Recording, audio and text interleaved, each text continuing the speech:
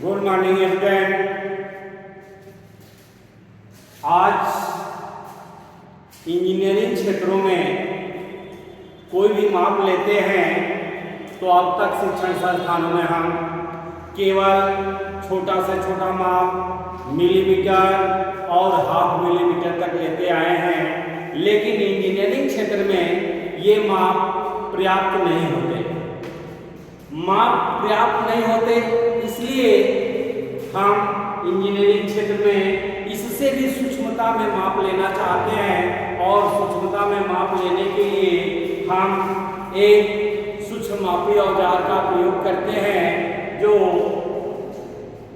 सूक्ष्म मापी यंत्र के रूप में माइक्रोमीटर के बारे में आज आप लोगों को बतलाने जा रहे हैं।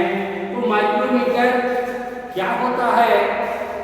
माइक्रो के नाम से ही विदित हो रहा है कि माइक्रो मीन्स सूक्ष्म और मीटर का मतलब होता है मापना। सूक्ष्म माप लेने वाले औजार को ही हम माइक्रोमीटर के नाम से जानते हैं। ये माइक्रोमीटर दो सिद्धांत में कार्य करते हैं। पहला होता है मीट्रिक सिस्टम और दूसरा होता है ब्रिटिश सिस्टम। मीट्रिक सिस्टम में जो हम माप लेते हैं वह माप कम से कम 0.01 मिलीमीटर और इससे फ्रैक्शन में अगर देखना चाहें तो इसको हम 1/100 मिलीमीटर तक सूक्ष्मता में माप ले सकते हैं। माइक्रोमीटर से इससे छोटा माप भी लिए जा सकते हैं, लेकिन वह माइक्रोमीटर होता है वर्नियर माइक्रोमीटर, जो 1 मिलीमीटर का हजारवां हिस्सा तक माप ले सकता है। माइक्रोमीटर के पार्ट्स क्या क्या होते हैं, उनको हम किस प्रकार से फिगर के माध्यम से देखते हैं। ये फिगर आपके सामने माइक्रोमीटर आउटसाइड, माइक्रोमीटर में आउटसाइड माइक्रोमीटर है, जिनके पार्ट्स के पूरे आपके सामने निर्दिष्ट किए गए हैं। इन निर्दिष्ट किए हुए भागों में इनके मटेरियल क्या क्या होते हैं। जो फ्रेम होता है कास्ट आयरन का होता है और इनमें जो होता है या क्रोमियम स्टील।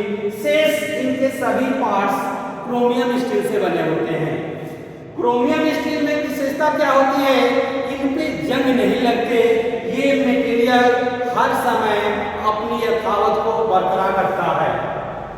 मटेरियल के बाद इनका अल्पतमांक हम कैसे निकालते हैं?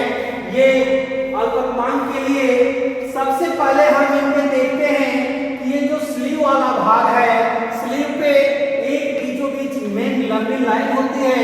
मेन लंबी लाइन के ऊपर जो ग्रेजुएशन किए होते हैं वह मिलीमीटर के होते हैं, और उस लाइन से नीचे जो ग्रेजुएशन किया होता है वह सब डिवीजन होता है, जो एक दूसरे के बीच में मेन डिवीजन के बीचों बीच ये चिन्हांकन किए होते हैं।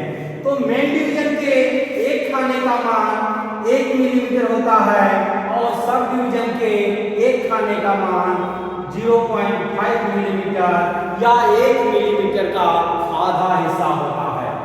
इसी प्रकार आगे बारी आती है थिम्बल डिवीजन की।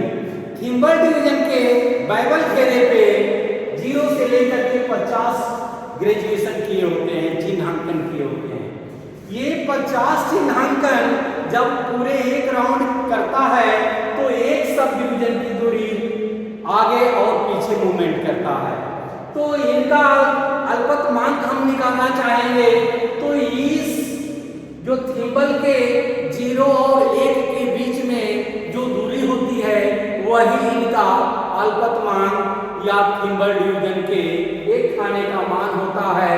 इसके लिए सूत्र अनुसार क्या होता है कि माइक्रोमीटर में एक सब डिवीजन का मान बटा थिम्बल पे बने खानों की संख्या होती है, जो आपके एक सब डिवीजन का मान 0.5 मिलीमीटर बटा इनके थिम्बल पे बने खानों की संख्या 50 इक्वल टू 0.5 और 50 का भाग लगाने पे ये जो मान आता है 0.01 mm जो थिम्बल डिवीजन के एक खाने का मान होता है और यही इस यंत्र का अल्पतमांक भी कहलाता है। ये भिन्न भिन्न रेंजों में उपलब्ध होते हैं। जो इनका रेंज होता है 0 से 25 mm, 25 से 50 mm, 50 से 75 mm, 75 से 100 mm, 100 से 125 mm और 125 से 150 mm ये 6 साइज में उपलब्ध होता है। और माइक्रोमीटर का सिद्धांत क्या होता है? माइक्रोमीटर का सिद्धांत नट बोल्ट के आधार पे यह आधारित होता है। इस आधार पे माइक्रोमीटर का सिद्धांत होता है, नट बोल्ट के सिद्धांत पर यह कार्य करता है। इसमें भी माइक्रोमीटर में भी नट के आधार पे इनमें चूड़ियां कटी होती है और इनको दूसरे शब्दों में गेज के नाम से भी जाना जाता है। और इनका अल्पतमांक निकालते समय पिच, चूड़ी की पिच बटा थिम्बल पे बने खानों की संख्या का भी कैलकुलेशन करने पे वह मान आता है जो 0.01 mm यही आपका अभिष्ट अल्पतमांक है। अल्पतमांक आपने जान लिया बच्चे? ओके।